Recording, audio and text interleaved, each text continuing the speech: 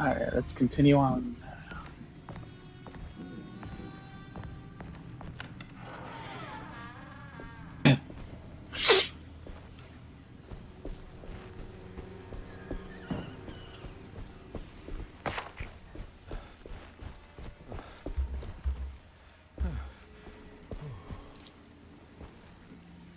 Looks kind of different.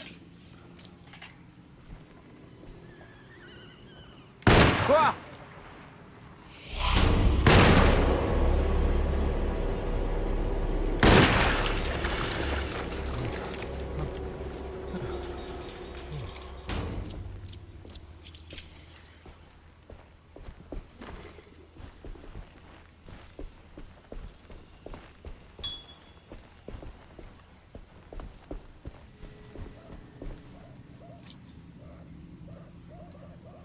Hmm.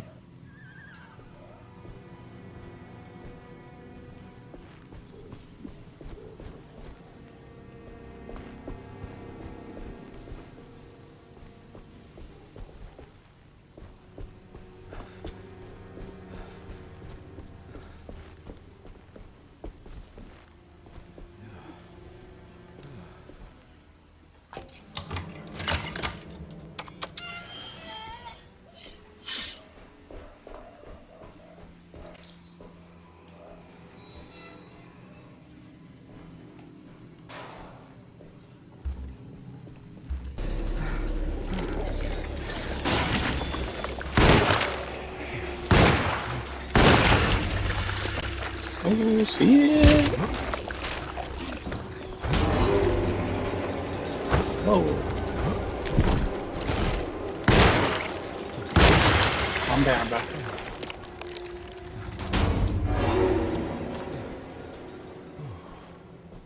Man, this music.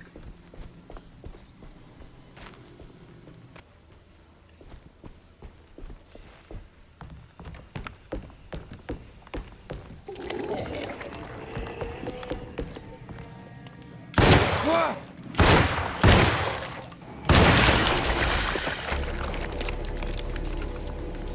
Yes. Grab some more ammo. Thank you.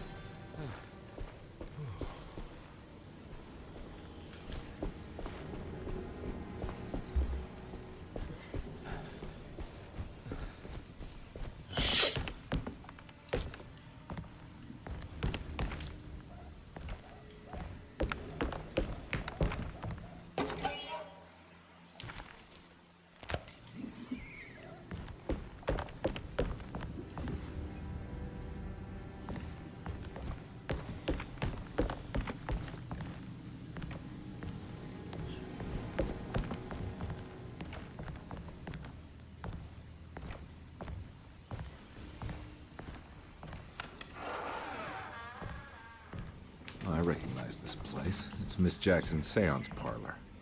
Let's see if she's got any information on Jeremy's talisman.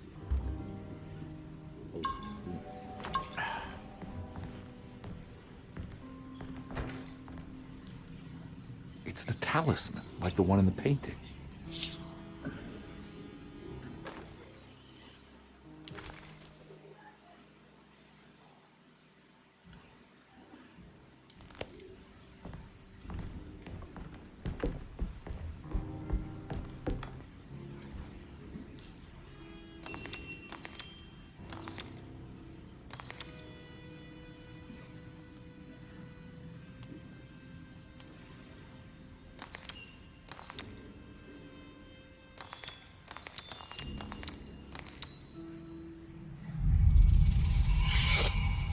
It's showing something. A place? Where is that?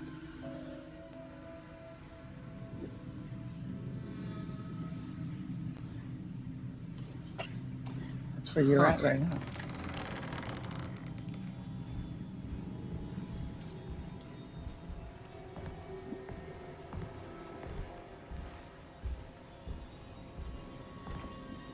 Where's that painting? Yeah, it's the same place where I'm at. Detective, I was wondering when you were going to show up. Mrs. Thompson told me you were here. I understand you are working for Jeremy Hartwood's niece. Yeah, I guess so. I mean, you're not wrong. We came here for her uncle. I just didn't expect... I didn't expect this. You are Dr. Gray, right? That's right. You don't happen to have some identification, Detective. I'm not keen on having strangers prying into my business. Oh, Detective Edward Carnby, Decatur Street, New Orleans. Enjoying the Vieux Carré, Detective? Those old French quarters, the voodoo people, the gangsters. I'm sure you live an exciting life. Well, it's not quite like the stories, Doc. Just trying to make a living. Aren't we all making a living? Well, welcome to Deseto, Detective. I hope your time here will be useful. Now, what can I do for you? Why don't you tell me where I can find Jeremy Hartwood? Why wouldn't that make for a short visit? I wish I could tell you, but I'm afraid I don't know. A drink, Detective? Anything brandy. Oh, you do belong in the French quarters, Detective. Armagnac or cognac? You know, just give me the cheap stuff. I'm not much of a connoisseur. Having low standards is not a virtue, Detective. Let me see if I can broaden your perspective. What can you tell me about Jeremy? I wouldn't want to go into details about his condition. Doctor-patient confidentiality. I'm sure you understand. Sure, but he is crazy, and he's gone missing. Why? Here, try this. Ooh, it's good. Got a bite? It's called a sidecar. The trick is not to be afraid of the tartness of the lemon. Then, for goodness sake, don't overdo the triple sec. Okay, what can you tell me about Jeremy?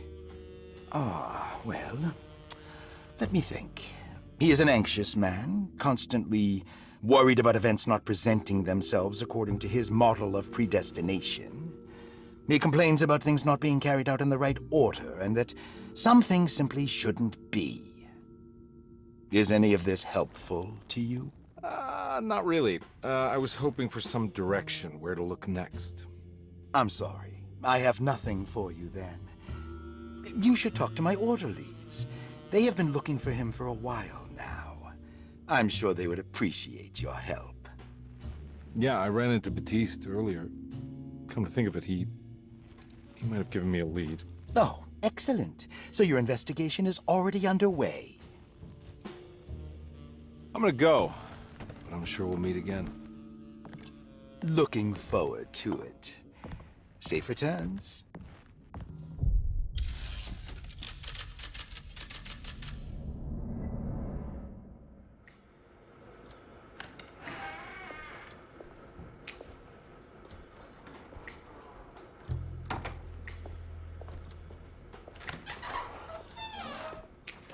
Detective Carnby, where did you go? I was just talking to Dr. Gray. You disappeared. No, it's not what you think. Have you found anything strange going on here? Yes. Everyone is being incredibly evasive and I can't figure out why. No, I mean something you can't explain. Paranormal, even. Detective, I really need you to get yourself together. I can't do this alone. Forget it. I'll figure it out. Do you want to come see Dr. Gray? No, I want to try something. With this talisman, I think I can follow Jeremy to the place he mentioned in the book. What was the name? Do you remember something Spanish? Tarawea. Yeah, that's where I need to go. Detective, are you gonna be all right? Yeah, of course. Go talk to Dr. Gray. We'll rendezvous later.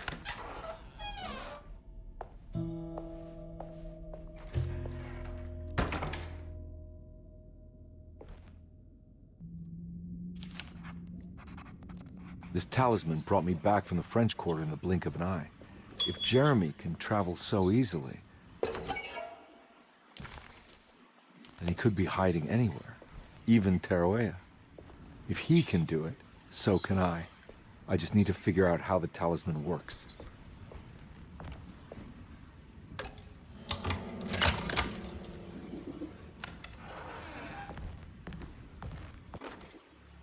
Paul, you're right about the plates on the boiler and the clock. They have been sabotaged, and I think I know who did it. They have something to do with Jeremy's episodes and how he seems to disappear at night. Right now, it's important that you keep an eye out for any of the pieces. I want to find out if I can repair the plates. Let me know if you find any of them. Lottie. Tell Lottie to take a look at the well in the kitchen garden.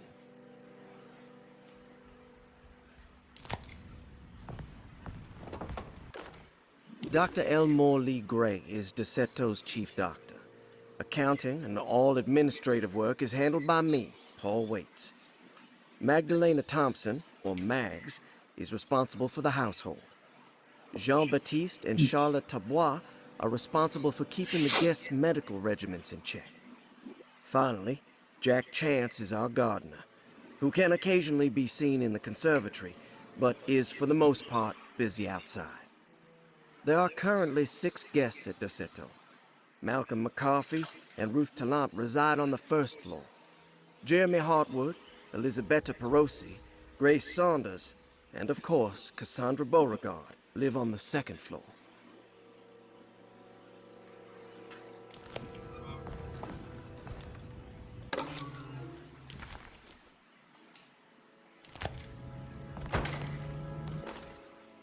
Saw your notice in the boiler room. You should know Mr. Chance won't be coming back. I got no business being in there myself, but you can take a valve from the wine cellar if you want to try to stop the steam pouring out. Be careful.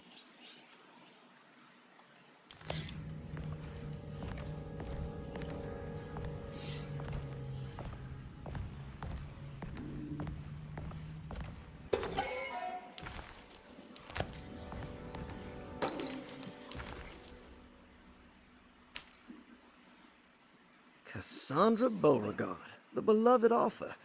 Very exciting, isn't it? What do you want to put down for reason for admission? What her agent told us. Cassandra suffers from writer's block and needs to finish her moving picture script before the end of June. Mr. Chardot suggests Cassandra's heavy use of barbiturates is holding her back and risks ruining her career. And how should we summarize her personal history? Let's keep it short. Cassandra Beauregard is a beloved crime author who managed to pull herself out of poverty and into stardom. 5 years ago, she tried killing herself by jumping off a balcony. The incident left her a cripple, and now relies heavily on her wheelchair. And for diagnostic impressions? Cassandra suffers chronic back pain following her suicide attempt. She self-administers morphine to keep herself ambulant, but has become addicted, and the desired effect is now lost. The drug abuse clouds her mind, and she is unable to focus on real life. To save herself from this insight, she instead makes up stories to fill out the gaps in her own thought process, resembling the Korsakoff syndrome. Oh, bravo, Doctor. How will you treat her? First of all, she needs to be weaned from her drug addiction, and hopefully it will resolve her compulsive lying. Then look into permanently numbing her pain in her back through surgery. Finally, deal with her suicidal thoughts. Fantastic. With such a short time before June, I really hope she gets better soon. We will do what we can. Grace Saunders, 11 years old. Reason for admission? The mother insists on strict supervision by a proper gentleman to avoid further perversion of Grace's adolescence. Personal history? Grace's family possesses modest wealth and status. Her childhood seems ordinary, spending most of her time with private teachers and family friends. Grace's father recently passed away, leaving her mother the sole caregiver. And diagnostic impressions? Grace has trouble dealing with her father's death. She is willingly suppressing her feelings on the matter and isn't properly acknowledging the trauma she suffered. Any planned treatment? Grace needs nothing out of the ordinary. She simply needs parental guidance. Eventually, we can work on her feelings toward her father. Thank you, Doctor. I'll finish the paperwork and get her installed. Malcolm McCarthy, 54 years of age. Reason for admission? McCarthy admitted himself to Derceto, stating simply that he needs some damn rest. And personal history. McCarthy claims he used to work as a lawyer in Baton Rouge, but says he can't go into details because of some legal dispute. His background remains largely a mystery, except for the occasional clue that he drops in conversation. Huh. And diagnostic impressions? McCarthy is an anxious man and an alcoholic. He often tells half-truths due to some deep-seated inability to trust other people. And how will you treat that? McCarthy will take some time to open up. Spending time with Jack's dog or the child should be good for him. Their harmless nature will help build his sense of trust. Thank you, Doctor. Elisabetta Perosi, 33 years old? What should I put down as reason for admission? Well, Perosi broke into Derceto and was found wandering the grand parlor. She was confused and suffered partial amnesia. She insisted she belonged here and offered to pay for her stay. Right. What do you make of her story? Perosi claims to have been a member of the Astarte artist colony some 20 years ago. A claim that seems contrafactual due to her young age. She looks to be and even thinks she is 33 years of age. That would make her a child at the time. It seems fair to say that Perosi's story is untrue, deliberately so or not. Diagnostic impressions? Do you have anything? Perosi's story is peculiar, because she retracted her story about the artist colony. She no longer claims to be the same person as Elisabetta Perosi. However, my staff's research has confirmed there was a Perosi at that time who was in her early 30s. I suppose this case will take some time to investigate. How will you go about it? I wanted to contact the real Perosi, but it seems the whole colony disappeared one night. September 29th, 1915, during a hurricane. I will have to take it slow and figure out what this spell of impersonation could have been. Oh, I'm sure it will all clear up eventually. Thank you, Doctor. Ruth Talon, 29 years of age. Reason for admission? Ruth's father wishes that his daughter be removed from New Orleans nightlife for the foreseeable future. He fears that her overly free spirit is tarnishing the family's reputation. Sounds simple enough. Personal history? Ruth comes from considerable wealth. Her family owns several hotels and restaurants. Unlike the rest of the family, her sense of adventure has taken her around the world, including France during the Great War as a photojournalist. The last decade, she has provoked many rumors of being a debauched flapper, bordering on nymphomania. And diagnostic impressions? Despite her father's frivolous reasons for her to be admitted, Ruth does seem to provide an interesting case. She is refreshingly open and doesn't shy away from talking about her life during the war or her continuous celebration after returning to the States. She is admittedly a sexual deviant and feels no remorse. And her treatment plan? Simply staying at Derceto should do wonders for Ruth. If not, at least for her family's reputation. Ruth doesn't need to change, but with therapy I might be able to share with her some sympathy towards her family. I doubt she will settle down and become as dull as the rest of them, but at least she might try to be more discreet in the future.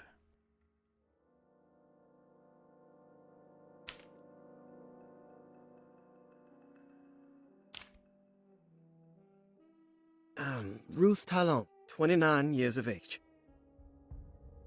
Looks like all the patients are accounted for, except for Jeremy. There's no way I can get into this thing. Better leave it alone.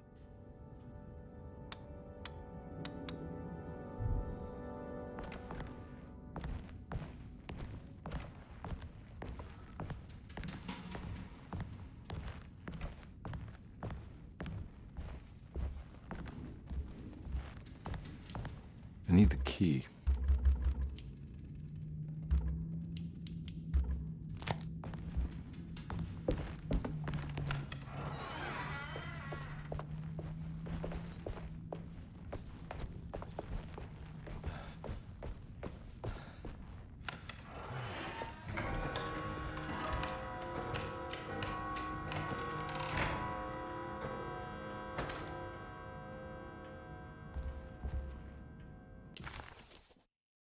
Well,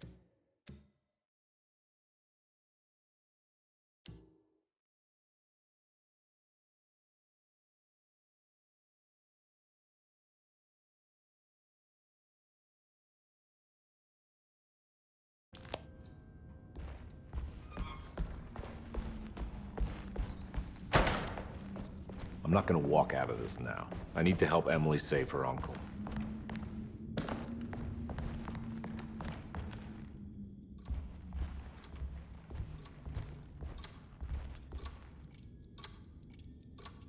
Oh.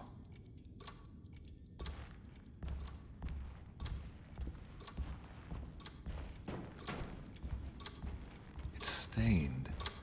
Looks like some kind of rot. This must be the clock that Jeremy wrote about in the commonplace book. Huh.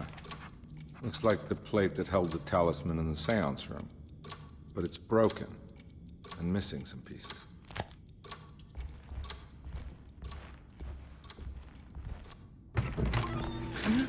Yeah, sorry, Detective. Didn't mean to obstruct justice or anything. That's fine. You know, I'm kind of busy with my own case of a missing person. I was wondering if you've seen Grace, girl about yay high?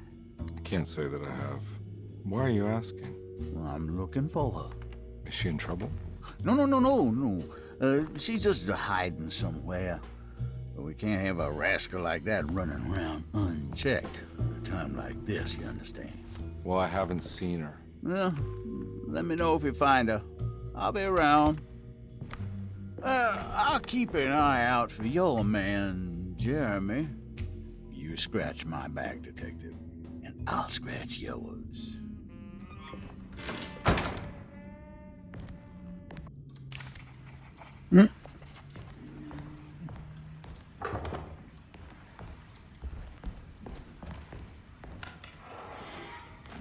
Looks like everything's back to normal here.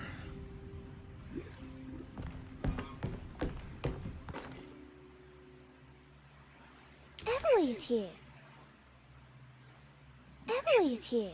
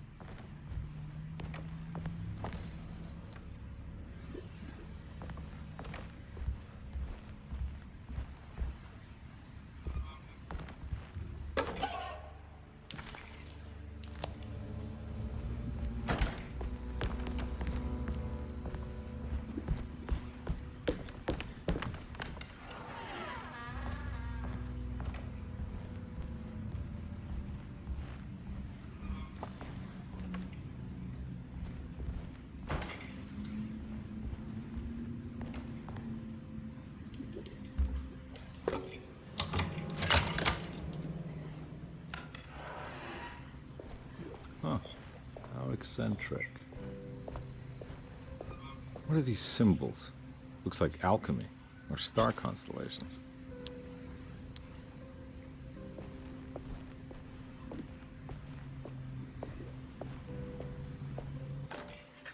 Will I need to remember how to get them out again?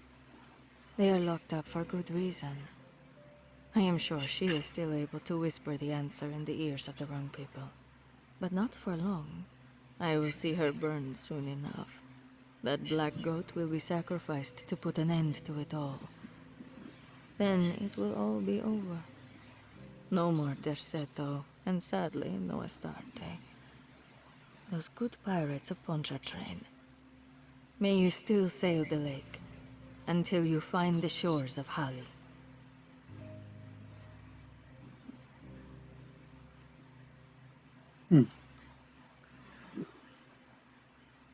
Time.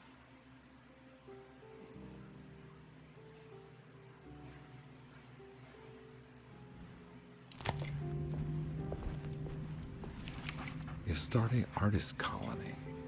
I remember hearing about that disappearance. Must have been 15 years or more now.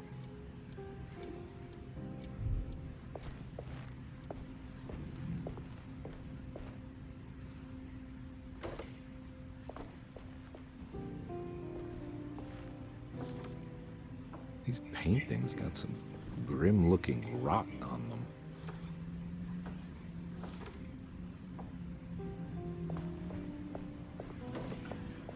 Is it...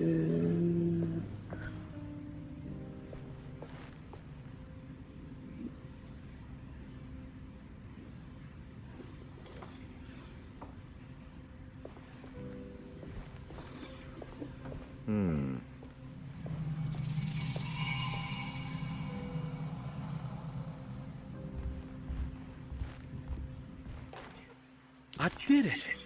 I crossed the thresholds to my intended destination without a focusing device.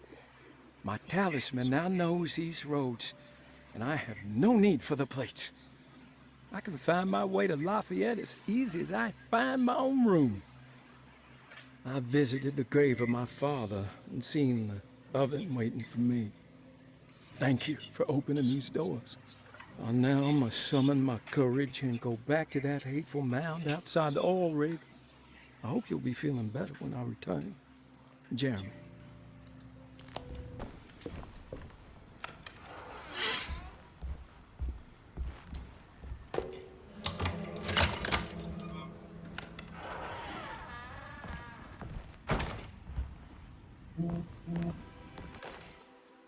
Lost Plantations of Louisiana, Thierry Briclot, 1917. Deseto was a small plantation on the eastern shore of Lake Pontchartrain. The land was considered difficult for industry and was sold for only $30 to Elijah Pickford in 1818. Pickford employed hundreds of workers from nearby New Orleans to clear the woods and build a small plantation mansion facing the lake with a striking Greek Revival temple facade. Deseto kept a modest production of barrique tobacco and indigo that persisted up till the Civil War. During the antebellum era, Deseto was the source of many rumors concerning voodoo and witchcraft. People who traveled the lake reported seeing people dance at night in front of bonfires, bleating and wailing. On June 17, 1862, Captain J.W. Norton of the Union Army recounts leading a raiding party from ships anchored in Lake Pontchartrain in order to seize control of Deseto and free the slaves working there. The captain was surprised to find the workers fighting back with unprecedented zeal. Norton's account describes these men and women as enraged with fanaticism. Pickford reportedly tried to placate the raiders, but was shot in the confusion. Captain Norton left the mansion burning and retreated to his ships with his men. Deseto was left in ruins for several decades. The ownership of the land was long disputed and returned to the Ledoux family in 1901. Several police reports were filed during the following years as the Ledoux tried to get rid of a camp of squatters on their land. The police made several visits to remove the trespassers, but the people kept returning. On November 1st, 1907, Inspector Legras of the police charged a deadly attack in order to save several children kidnapped by the squatters. Many were killed, and even more were jailed. The following year, Ledoux rebuilt Deseto, incorporating the surviving stone foundation and adding a magnificent wrought iron conservatory. The farmland had been reclaimed by the surrounding woods, so it was no longer profitable to use as a plantation. Instead, the house was turned into an artist's colony. The Astarte Artist Colony was a successful group of artists, including figures such as painter Heinrich Cassel and poet Nora Keith. The group was also known for their beloved Mardi Gras crew called the Pirates of Pontchartrain. On September 29th, 1915, a tropical hurricane tore through Louisiana, causing Lake Pontchartrain to flood New Orleans.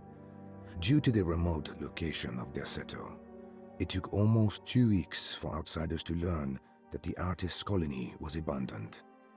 The 12 residing artists had all vanished without a trace. The empty mansion of Derceto still stands on the shore of Lake Pontchartrain, with much of its temple facade intact. The Ledoux family currently has no intention of repairing the house.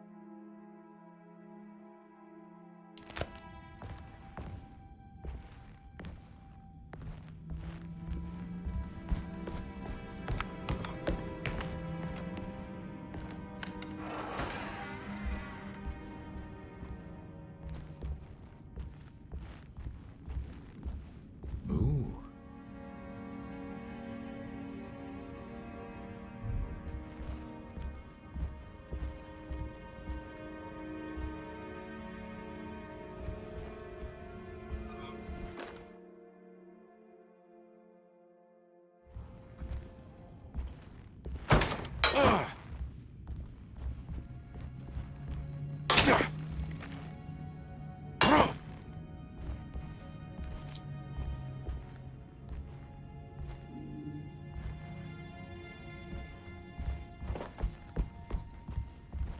It's wedged shut.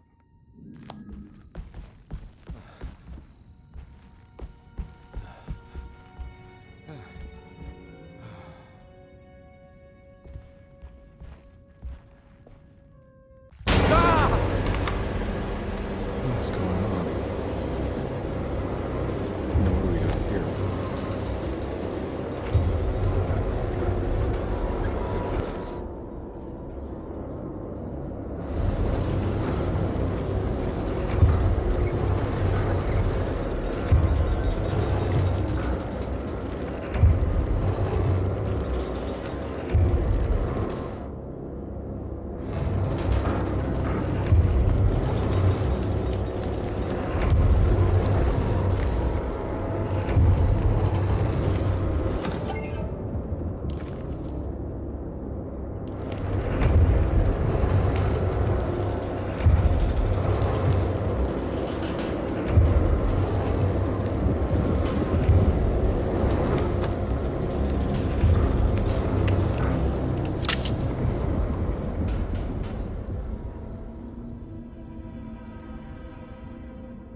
What happened? Everything's normal again? Right.